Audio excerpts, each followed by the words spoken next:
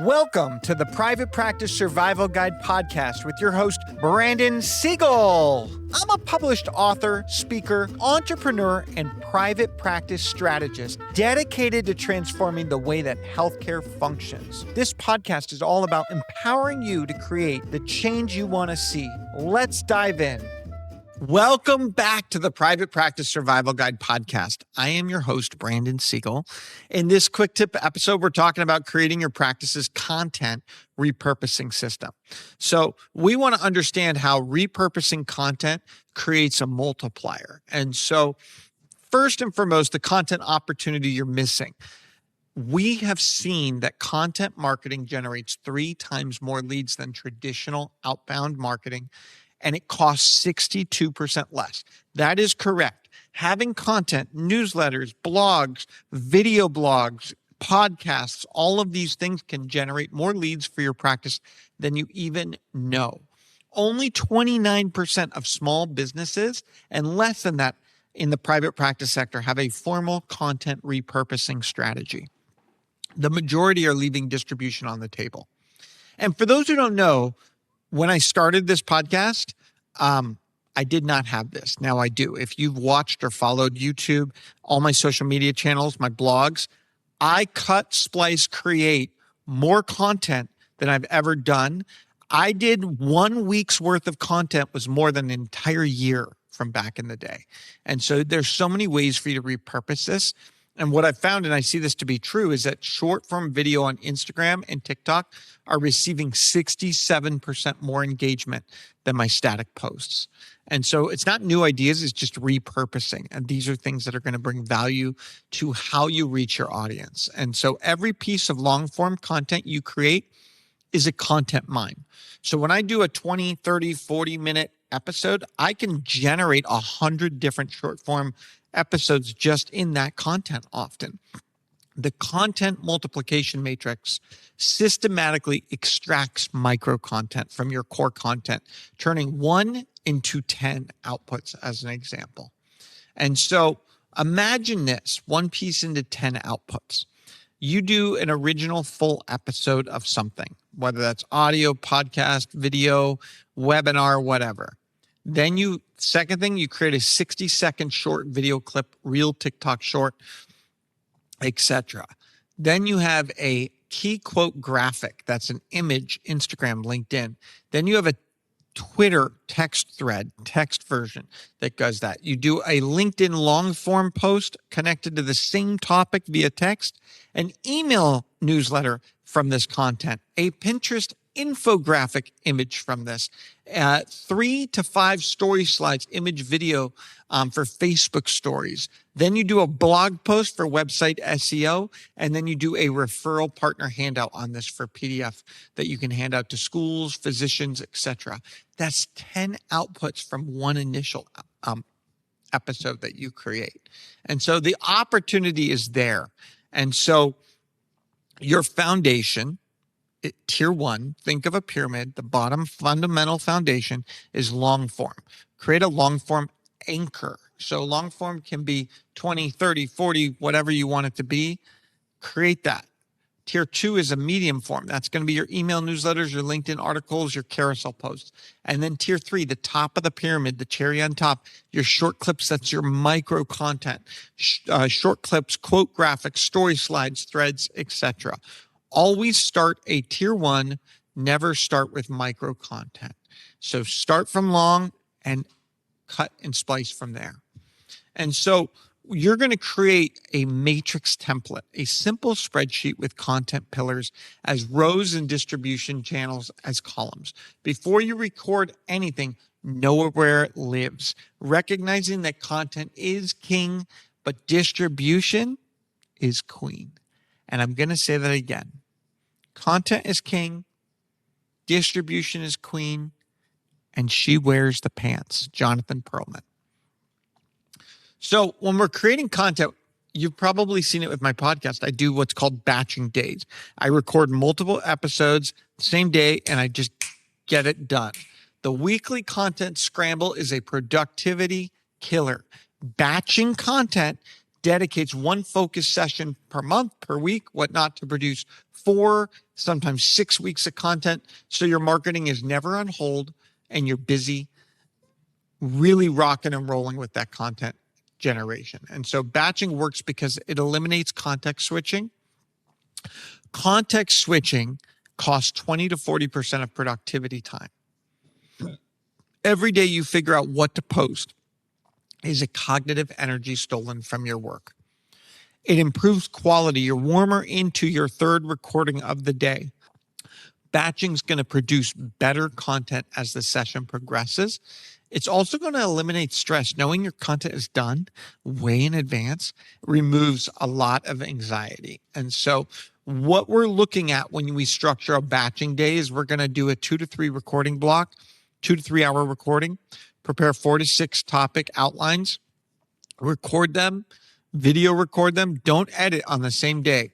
Then in the afternoon, you're going to write your emails, your newsletters, all your other stuff. And then you're going to, end of the day, do your distribution setup, quote graphics, schedule posts, all this stuff. Now, I want to be clear. There are people that can do all of this for you. You can get virtual assistants, marketing firms, etc. But you got to start with your content and work backwards or work forwards, depending on what you see as that. I've found that I save on average 7 hours a week by doing my batching. And so I've also found that my content is 72% more effective because of the way that the strategy is rolling out on a consistent basis. And so at the end of the day, we need to start small. So starting small is 2 hours biweekly batch session producing. 2 pieces can equal 52 pieces of content per year. That's more than most practices. So a lot of you look at it and you saw, I was doing 12 episodes of the Private Practice Survival Guide podcast for many years, took a break, burned out. Now I'm producing 104 long form episodes or longer form episodes. Some of that are short, but then we also produce another 52 to 104 we'll just say short form of that. Plus, it all gets reproduced into blogs and different content generation. This content can become a distribution queen when we do it right. So develop your Evergreen library. Evergreen means that it works. It's not time sensitive. And so an Evergreen library is a curated collection of timeless pieces that can be recirculated, reshared on a schedule without feeling stale. And so here are some different content categories for you to think with. Having FAQ content. So what is occupational therapy, physical therapy, speech therapy? What is feeding therapy? Why do kids get stuck when they're holding a pencil for the first time? Whatever that may be. So FAQ content is a great category. Myth busting content. 5 myths about pediatric speech therapy. 5 myths about autism. 5 myths about your child playing competitive sports, whatever that may be. Next category, process explainers. What to expect at your child's first evaluation. What to expect when receiving multiple services in the same week. Again, process explainers. The next category, seasonal anchors, back to school, IEP season, summer programs, holiday stress, all those different factors, that can be a big part. The next is referral education. When should someone refer? When should a teacher refer? When should a pediatrician refer, etc.? The next in this category I love is parent empowerment. What are 5 recipes to make for your child for them to function better in school? 3 activities to support speech development at home, etc.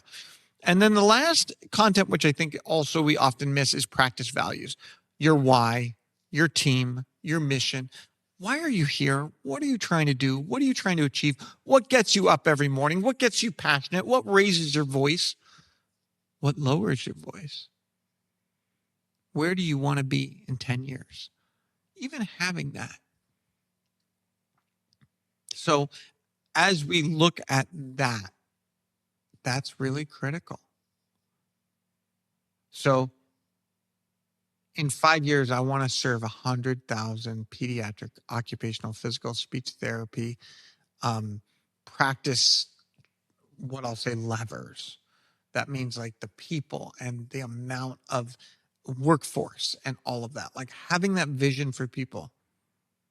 Want to be part of my ride? Reach out. These are the things we want to do. And so with that, we need a seasonal rotation calendar. We need to understand what's happening in our client demographic, our employee demographic, our referral source demographic. What's August, September? Oh, it's back to school content. October, November, sensory-friendly holiday content. January, new year, new goals, new developmental milestones. March, April, IEP season, school advocacy content. May, June, summer programming, regression prevention. Like, these are things we want to think about.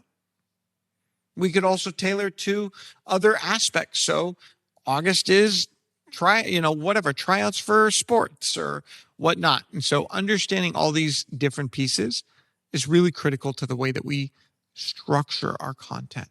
So the long-term power of evergreen content generates 38% more traffic over time than topical content per HubSpot.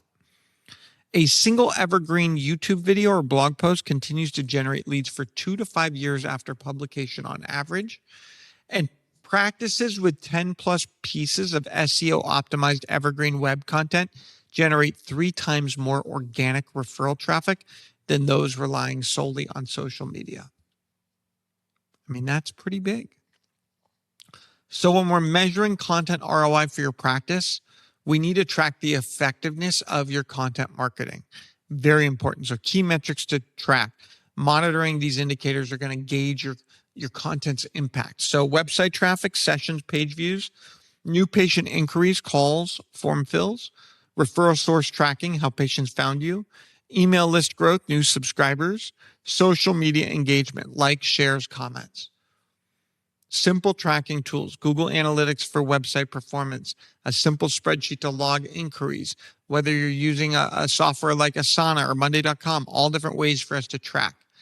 And then establish your 90-day review. Analyze which content pieces are performing best. Identify underperforming content and refine your content pillars. So one of the things we got to look at is how we delegate. Stop being the bottleneck of your own content strategy.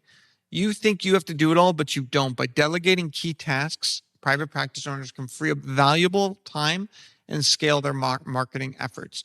Delegate your audio, video editing, your content scheduling, your graphic design, your show notes, your transcriptions. You can hire a VA. You can hire a podcast editor. You can hire a social media manager. You can hire freelance graphic designers, all different opportunities. Create a simple document that's called a content brief. Outline your vision, your target audience, your key messages, your brand voice, and specific calls to action. And so as we choose this, we also want to understand what is our primary content platform. So for me, it's podcast.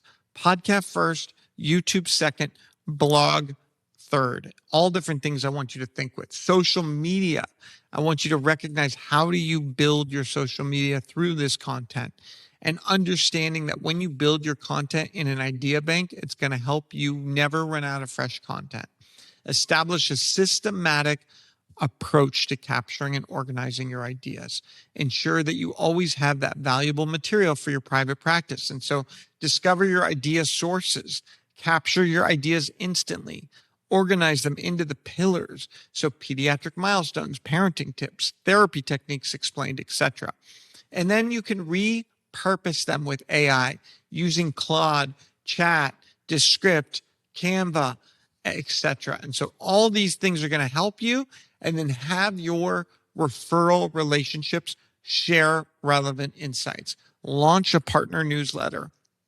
Establish the niche expertise of what you're trying to do, and create your content repurposing action plan. I want you to ideate and plan. I want you to record and write one piece of long form content this week. This month, I want you to schedule your batching. This quarter, I want you to build your library. These are the different ways that you're going to be able to create a content repurpose that builds a marketing engine that will not stop. And so content is king, distribution is queen. The best marketing doesn't feel like marketing. Per Tom Fishburne. Thank you for tuning into this episode of the Private Practice Survival Guide podcast. Don't forget, like us, subscribe, share us with those you know, because together we can thrive, not just survive. Thank you for tuning in to the Private Practice Survival Guide podcast. I'm incredibly grateful to each and every one of you. Exciting news. We're now available everywhere, from Spotify to Apple Podcasts to YouTube or anywhere you like to listen to your podcasts.